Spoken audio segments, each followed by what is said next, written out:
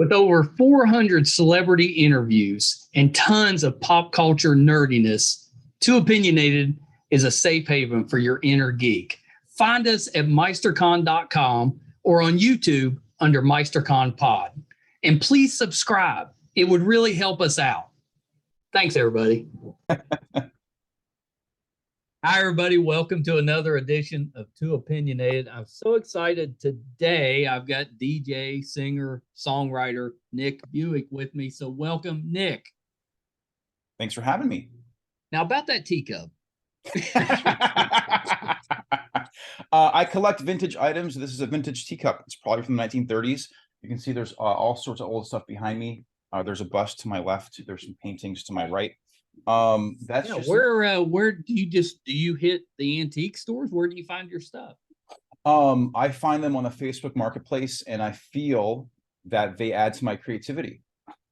To be honest, I feel the spirit of the artist maybe that made them, and that they just kind of emanate towards me. So I like it.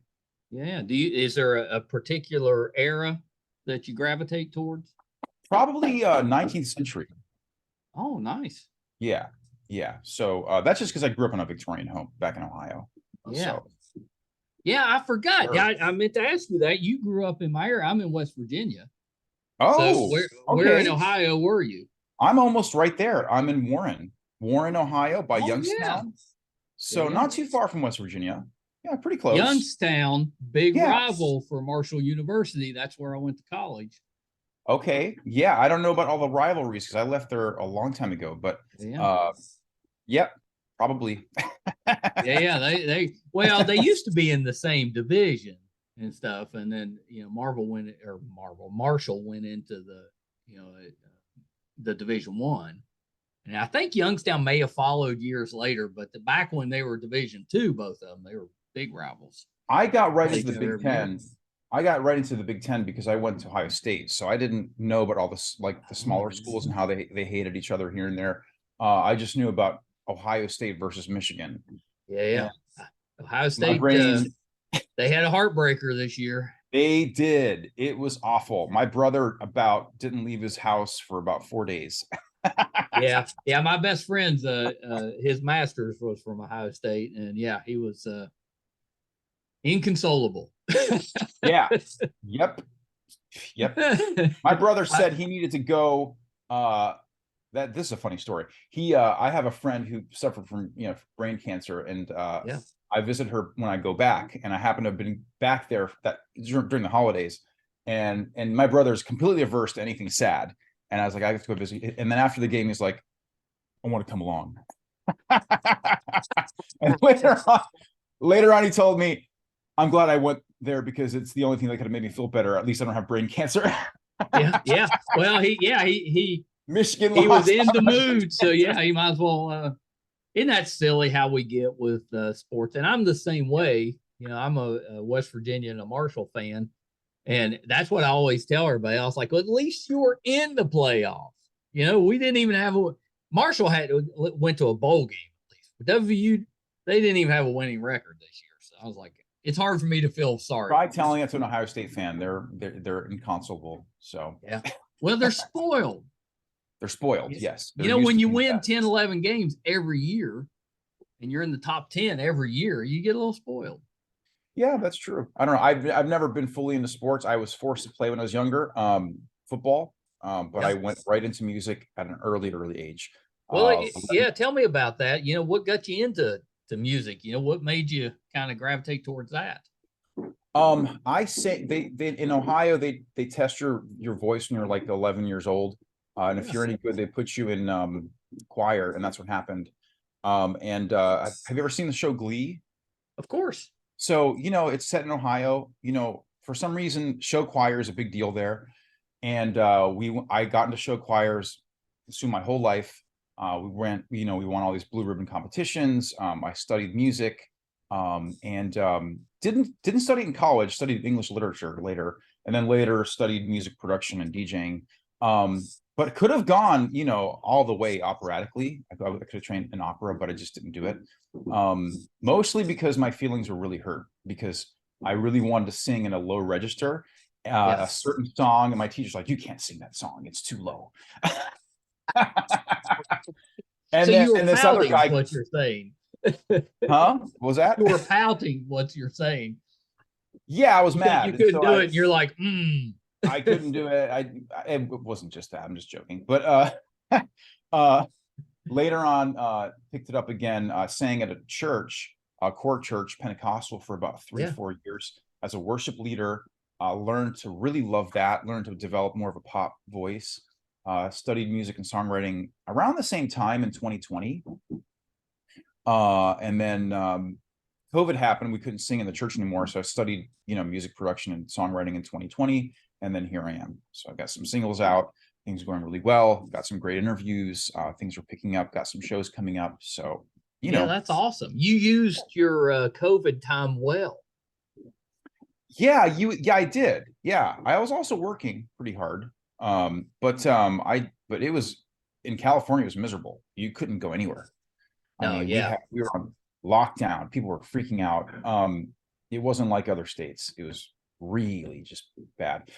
And we were all really scared. So, what else could you do?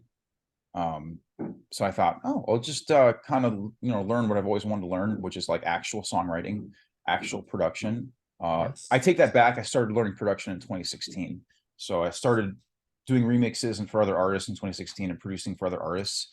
I just didn't know how to write my own songs until fairly recently. So, is there a big difference in DJing and performing, like singing? Yeah, absolutely. You're really giving a part of your soul whenever you sing, really giving a part of yourself, and people can really connect with you on a way in a way that you can't do with DJing. And DJing is different. It's more like physical, like you get a lot of girls coming up to you and stuff, and people just like grinding on the dance floor. It's really sexual and not quite the same. I also did it in nightclubs and weddings and things, and then I'm comparing that to singing in a church. Completely different. But even so, you really give yourself as a singer, part of yourself. So that's a big difference. They're actually completely different, but they're both versions of performing. Well, So. did the work you did DJing, did that help influence the type of music you put out once you started writing? Oh, definitely. Yeah. I mean, I do things with a beat. I do things that are clearly on a grid, not to get too technical, but are on a grid, things that could be beat matched, seamlessly, that have a specific BPM. Absolutely. The arc of where my life could have gone is so different because of DJing. I could have been an opera singer, if I would have just focused at that time on just That's opera. pretty impressive, because that's not easy. You have a pretty good range to be an opera singer. People say that, but yeah, it's it's actually not easy singing pop music either. You have to be really, really quiet in the mic, really quiet, and like a person like over on the side watching you record pop music, like, well, he didn't really do anything, or she didn't really barely did anything. But if you listen to it, like, it picks up every little nuance. So Yeah, that's actually really interesting. If you're performing, is it the same? Do you still have to be kind of quiet in the mic, or is that when you let it out if you have an audience there? that's a really good question. I have been guilty of letting it out on the mic in front of an audience, because I'm used to singing without a mic in front of an audience as an opera singer. Okay. Yeah. So it is definitely something you've got to use your ears really carefully. You've got to have that earpiece, because the band is playing behind you, the music's playing behind you. There's, a lot of distractions. You got to make sure you're on your notes. But it requires a lot more focus. It's hard to explain. You can't just let yourself go when you're performing. Well, I think it would be hard, because that's almost the opposite of what opera singing would be, because you're trying to project there. But with pop, you got a mic, you don't want to project too much, or it's going to drown out the music. In pop music, you're projecting in a different way. You're projecting with your emotions and your nuances to the words. Yeah.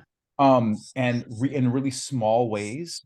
In opera, you're projecting physically from your stomach, your muscles through your voice. And if you don't get all the words, who cares? Because they're in Italian and nobody understands them anyway.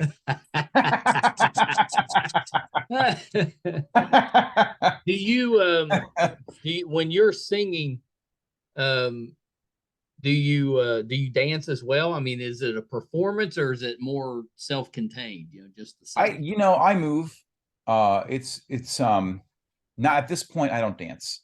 That would be great if I could dance going forward in the future, but I don't have that ability right now. I can dance. I've taken lots of dance classes. That's what I thought. I thought you did some Yeah, dance. no, I also teach dance to little kids, volunteer. That's awesome. Like YMCA sort of thing once a month. Yeah. But at this point, I'm not doing any dancing with the singing. I'm just focusing on the singing, making sure that's right. So that's, to me, that's hard enough right now. Well, yeah, it's kind of a process, but I would think if you're worrying about your volume while you're singing and then you add movement to it, that could get complicated. Yeah, some people do it. Really famous people like Beyonce are able to sing and dance at the same time. I don't know how that's possible, but I don't know how that's possible. So the new song is "Make It Back." Yes, which is really, really good. Like, I don't know what I was expecting to hear when I played it, but it was better than anything I was expecting. Really good. Oh, thank you. Thank you very much. You've got a really good voice. Thank you. Which makes me, I get it a little bit. If you could, if you were thinking about doing opera, it makes sense that you would have a pretty strong voice, and you do. It's really a nice sounding voice when you're listening to it. Really good. Thank you. I'll tell you too, the ultimate judge of whether or not your song is good. I've got 4 grandkids. So on Friday, I've got all 4 of them, and I'll play, if I got somebody coming on, I'll play their music. And if they dance and they bounce around a little bit, that's good. But if they just wander off, like they're not interested, maybe it's not so good. But they definitely danced. They were jumping, they were hopping, stomping their feet. They liked it. Oh, that is the best compliment. I thank you. My nieces and nephews also like the song. Yeah. And my mom likes it. She like loves it. But I was like, my mom loves every single thing that I do. Well, of course. That's just a good mom. Yeah, that's almost any mom. Yeah. No, but it's really hard because I did get a lot of criticism, and I still get a lot of criticism, and a lot of people have lots of different things to say. Music is so subjective, but you have to always realize that a lot of times that's their stuff. Yeah. People that have things that they have to say about you, that's their stuff. That's right. What somebody thinks about me is none of my business. That's something that I struggle every day to deal with. I put a lot of work in my songs. They come to me pretty quickly. I've written about 100 or so songs. Have you always known that you could write and just hadn't really sat down to do it, or yeah, I've been writing songs since 2007, since I was a lot younger. And at that time I was paying people to record them for me, and I'll be honest, like the producers out here, they charge a lot of money, and they're just, some of them are a little sleazy, or they were a little sleazy back then, and they just try to rush out of the studio, and they're like smoking all this weed in the studio, and nothing wrong with any of that. If you want to do that, more power to you. But I always wanted to learn production as a singer. I was like, oh, I just wish I could do that. I could, wish I could do it. And then I finally just did it. Yeah, that's awesome. Yeah, I have 100% control of the process. I write melodies, I write the lyrics, I produce the full track. I pretty much do everything. I could probably use a really good, mixing engineer, like the big studios have, but labels have. But it's awesome because I can just do my own thing and just focus on it and hone on it. So basically, I've written about 100 songs, but I don't fully produce them. I have to really like them to fully produce them. Yeah. Well, that makes sense. That takes a long time. Do you play any instruments as well? I play a little piano and I play a little guitar, because the guitar I don't want to get too technical, but there's things called presets in music. Yeah. I do it all from the computer, DAW, digital audio workspace. And they're basically pre-recorded sounds of instruments in the computer that nowadays sound really real, and you can't get that nuance with the guitar. So you got to plug the guitar in and play that little bass line, and then you manipulate it with other tools you have. So yeah, I think that's got to play guitar. pretty interesting. Yeah, that's awesome. Yeah, that's terrific. So tell me the story behind Make It Back. What's the song about? What inspired you to write it? I actually was sleeping and I dreamt that Mariah Carey was singing a song that I wrote for her. And I'd love to write for other artists. I don't have to sing them. I would love to sell my song to a great artist. I don't have to do any, keep them forever or anything. Yeah. So I was, oh, this is really good. So in the dream, I thought this is really good. So in the dream, I forced myself to wake up, did a voice That's not note. easy. It's not easy, but I think it was towards the morning, and I think about it, or it was a nap. I can't remember. But I forced myself to wake up, recorded the chorus, which is the part, the most catchy part, and then wrote the verses and pre-choruses around that using some like techniques that I have. But it came to me in a dream, and then that stuff, I can't force it to happen. It just happens. The melodies just happen. They can happen like when you're driving down the road, or in the shower, or taking a nature walk or something, but the words take more time. The words took about a week or two, and the full production took about a month. I'm impressed that you could wake yourself up and remember any of it, because I've had those dreams where you get this great idea and you wake up and you're like, oh, I gotta write this down, and by the time I get a pen and paper, it's gone. I would say it was a state between sleeping and waking. Yeah, that's awesome. Not deep sleep. That would be impossible to wake up. So does Mariah know that she inspired you? Funny enough, I met Mariah once, but not in the context of me telling her I was an artist. So so I have encountered her once. She was incredibly beautiful. I mean, beyond what any photograph could show. Very, very beautiful woman. And very limited interaction, but no, she does not know. We're not friends. We got to change that. We got to get that out there too. Yeah, she doesn't know. But the lyrics are about getting back what you lost. How life is always, sometimes life seems to be taking things from you, whether it's time or money or a lover or love or health, whatever that may be, but that you can always make it back. You can always heal. You can always get back to the way you used to be. I love that. Yeah, that's a very hopeful message. Yeah, not all my songs are like that, but yeah, this one is. So yeah, that's pretty great. I really like that. Is the plan for this one to be part of a larger album? Yeah, I'm gonna release an album later this year. I'm hoping for early summer release, but there's going to be a 10-track EP. Oh, very nice. Yeah, yes. Very nice. What's that one title? It's called Andromeda. Oh, one of the songs that's done but not fully produced. So that's going to be the title track. It sounds kind of sci-fi. Yeah. Is it slow pop, or is it a dance tune? What is that? Andromeda is a dream pop song. It's going to be a dream pop vibe, but it's going to have pop, EDM, future bass, lots of songs on there. So I'm probably go ahead. Probably going to have a lot of songs that are already I already have remastered and release them together. Yeah, I love that. I love that. That's exciting. Will that be your first official album or EP? Yeah, it would be. Yeah. Songs take about sometimes anywhere from 1 to 2, sometimes 3 months to make.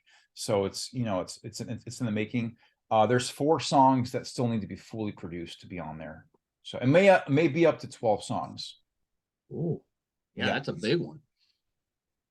Yeah, that's really cool. It's interesting. I just I just finished an interview with Kevin Sorbo, who he played Hercules back in the 90s, but his other show after Hercules was he was the captain on a ship called Andromeda. So I guess Andromeda is my theme of the day.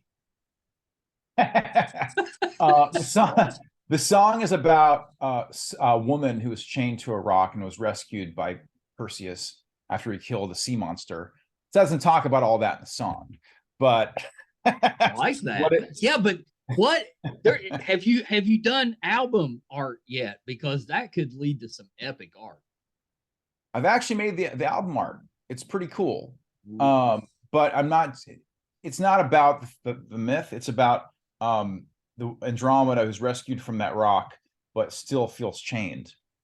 She can't shake the feeling of having been chained.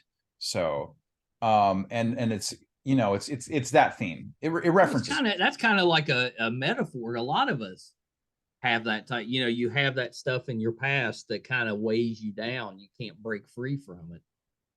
Yeah, it could. Yeah, it could also kind of tie into Make It Back, you know, where you can just move on and make your life back to the way it used to be. Yeah. But it's mostly about letting somebody in to your life and giving, you know, giving love another chance. So do the songs on your EP, will they tie together? Do they tell a story, or you know, is it just a group of songs that you made and you're putting it on? You know, I wish there was a cohesive sort of, but because they take so long to make, songs, they happen in different periods of my life. If I had a big label behind me and they said, all right, sit down, you're not working on anything but an album, an EP, I could probably turn out like 5 to 7 to 10 songs in a couple months that have the same vibe and that have the same sort of theme. These probably are going to be pretty disparate. Well, it's difficult when you're everything, when you're the whole team. It takes some time. It does. No, it does. Absolutely. And you have to think of it like a 9 to 5. Like you have to say, I'm putting this much time in today, you know, this much free time. So, but I really enjoy it. Well, you'd have to, because it's kind of like this, you know, what I do with the podcasting. I mean, to do it well, you got to put a lot of time into it, a lot of effort. A lot of it's done by yourself with that. And then you just hope that the product is good enough to gain an audience. And judging from Make It Back, I think it's going to be. That's a song that if it came on the radio or in the car when it came on and stuff, you would definitely stop and listen to it. It's really good. Thank you very much. Thank you. Thanks. Yeah. That's very nice of you to say. Not that many people besides my mom have told me that. Well, your mom obviously has very good taste. Yeah, but I'm around a lot of other musicians, so there's other factors there. You know, they always have something to say. You know. Yeah, that's right. Do you have plans to tour or do any live events at some point? Yeah, I'm working on it. I'm working with a booking agent right now. You know, seeing what makes sense. It's hard to fly to Texas for one thing. It's hard to fly out to Branson, Missouri for one little thing. You know, you got to kind of put something together. So I'm working on something. But for now, I'm just doing kind of little shows here and there. Yeah, that's awesome though. Yeah, that's really cool. Did you do anything like when we were in the lockdown? Did you do any online type of shows? No, I was completely in butterfly phase or cocoon phase. Yeah. And now I'm the butterfly, kind of, you know. So there's a lot of things that went into sort of that were cooking at that time. But you know, I couldn't sing at that time at the church, and so I had to take time and do something else, you know. But if COVID never happened, I probably would have continued singing and not done this, you know. Yeah, I mean, you took it and turned it into a positive. Yeah, and you know, the church has specific styles, specific ideas of what they want, and you can't go too much out of that. Sure. I'm still a believer, 100%, but you know, I have a wider range, Yeah. But I also accept many other people's beliefs, whatever they are.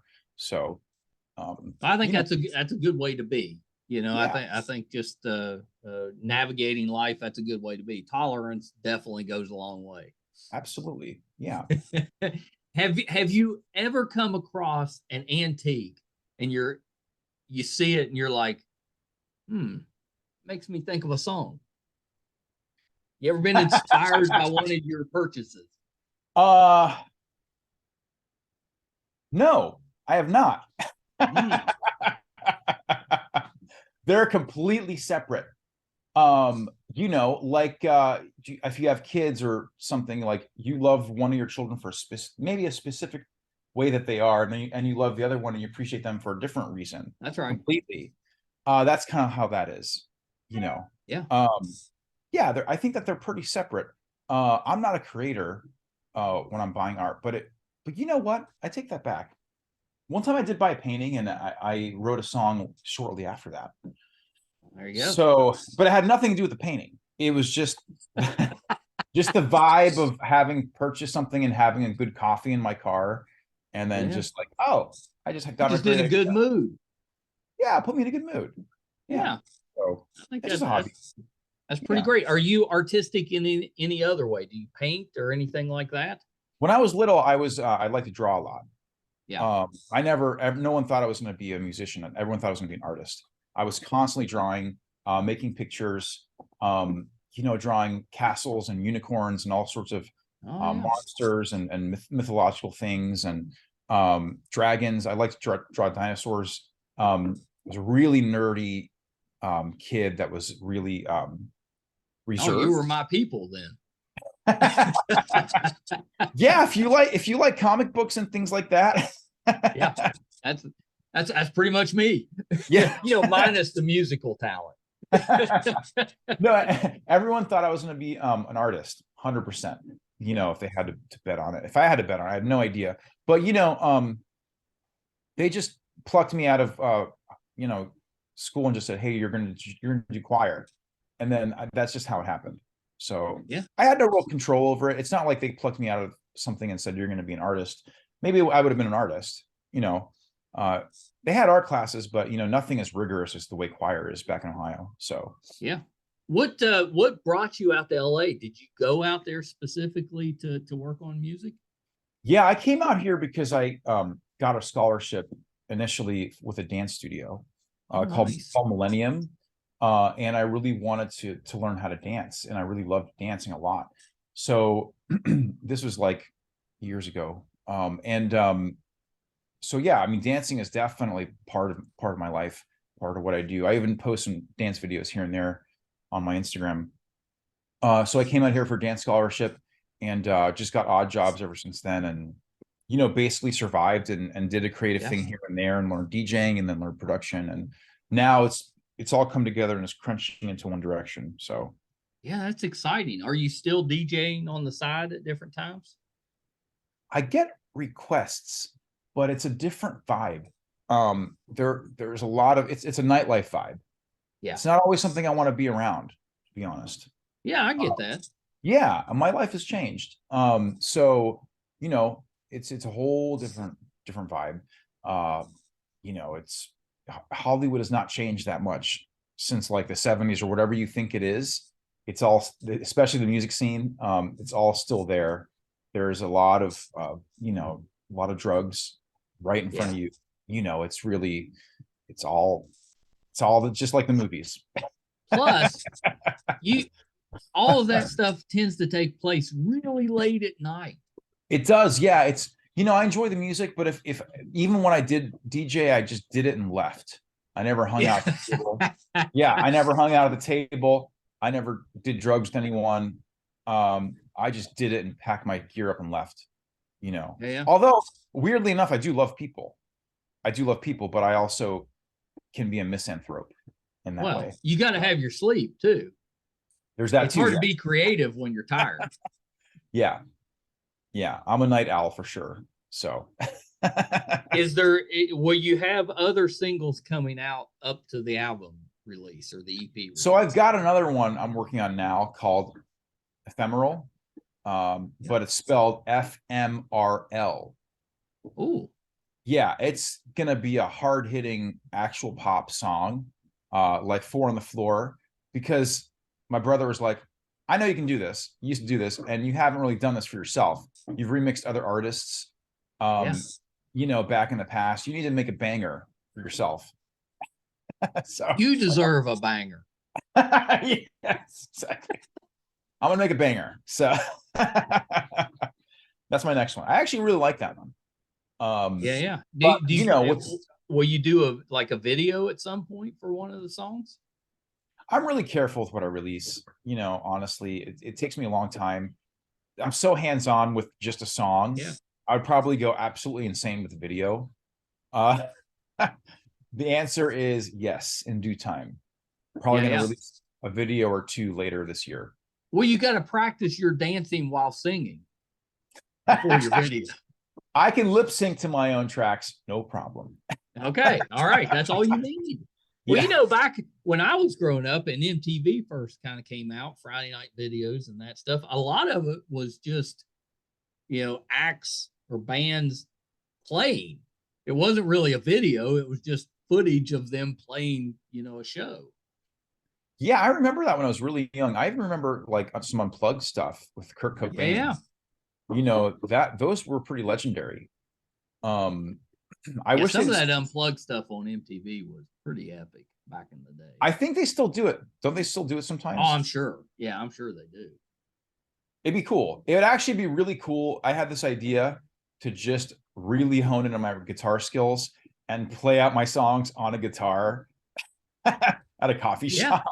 Yeah, that's what I was going to say. You need to be at a coffee shop doing the whatever you call that version. Yeah. Like chord. Time's a thief. I will make it back. Chord. Yeah.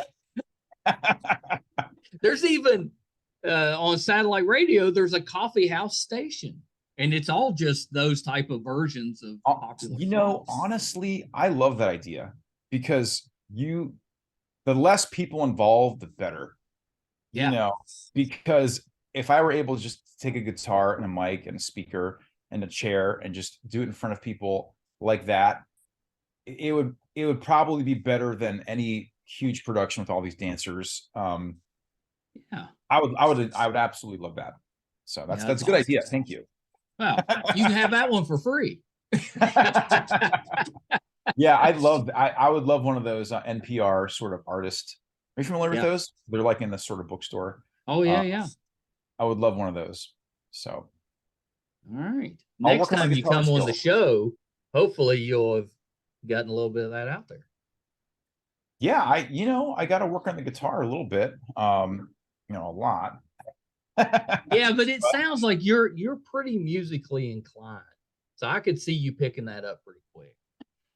Yeah, I took lessons in the past. I know some chords, so I could probably like within a few months get it done. So. Yeah, that's awesome. That's awesome. Well, Nick, thank you so much for coming on the show and talking a little bit. I think you're really talented musically. Thank you. Really good. I expect the next time you come on, you'll be like, yeah, I'm doing this show and I got all this going on. I'll be like, yeah, I knew it was coming. Thank you. I don't know how to take a compliment sometimes, but thank you. I really appreciate it. That's very nice. Yeah, of course. So a couple of things before we wrap up. I think we've covered everything, but anything else that you're working on that we can kind of keep an eye out? I think I've pretty much covered everything. There's the EP, working on some live shows. This acoustic idea is fantastic, and I've actually been thinking about it, and it just kind of materialized right now. So yeah, let's do that. Get you in some coffee houses. Yeah, I have an aversion to dealing with a ton of dancers and a director and like all sorts of huge things. I would love for it to just be just me and the guitar and the lyrics. Actually, I thought about putting together a little pamphlet of my lyrics, just a poetry book. Yeah, nice. So that's an idea that I might do maybe late. You should do that. Yeah, my lyrics, thank you. My lyrics read sometimes better than they are in the song. And I also write actual poems. Oh, yeah, you that definitely aren't should do songs. a book. That'd be awesome. Yeah. So I'll probably do a poetry book at some point. It's You not a got to huge have merchandise, right? If you're a singer, merchandise. you got to have merchandise. I am in talks with someone for merchandise. Very nice. Very nice. Yes, it is very early stages, but not a huge business person, not a huge monetizer right now. I'm not even Instagram verified yet. I'm working on it, so almost there. Yeah, that I'm in talks for that too, and that's a Yeah, good that's way. awesome. Well, and that brings up my last question. Where can we find you on social media? So you can find me at Nick_Bewick, BWICK, on Instagram, TikTok, and also you can find me under Nick Bewick. Just really quick search Spotify and iTunes. Very nice. Very nice. Are you doing any TikTok dances? TikTok. Yes, I am. Oh, I'm gonna check that out. They are my choreography though. Yeah, I'm So, jealous of that because TikTok can be a little intimidating. So that's impressive. yeah, they're just silly, interpretive dances. But there's a couple on there. I'm gonna throw some hip hop dances up there probably this week. So All right. That's awesome. That's awesome. Well, Nick, you have to come back. Maybe after the album comes out, come back and we'll catch up again. that'll be great. Thank you so much. Yeah, you're so welcome. Okay, hold on one second. All right, so that was the talented Nick Bewick. I really enjoyed that. If you haven't heard of him before, you will. But check out his song "Make It Back." It's really good. If you like pop music, especially from a very talented singer, Nick's your guy. Check that out. "Make It Back." It's really, really good. And we'll get him back on after the EP comes out, Andromeda. So you can look forward to that as well. Thank you guys for tuning in again this week. If this is your first time finding us and you liked what we do, we could use your help. We could use your support. If you're watching YouTube, MeisterCon Pod, just hit that subscribe button. Really does help us out. Really appreciate the help and the support. If you're listening, wherever you listen to your podcast out, whatever application you're using to listen, just subscribe there. That helps us as well. You can find right now we're on episode 520, and you can find all of those audio and video on our website meistercon.com. It'll also let you know if we're doing anything in studio or going on location, covering a convention, whatever we have going on, that'll be on the website meistercon.com. So thank you guys so much. Till next time. Bye everybody.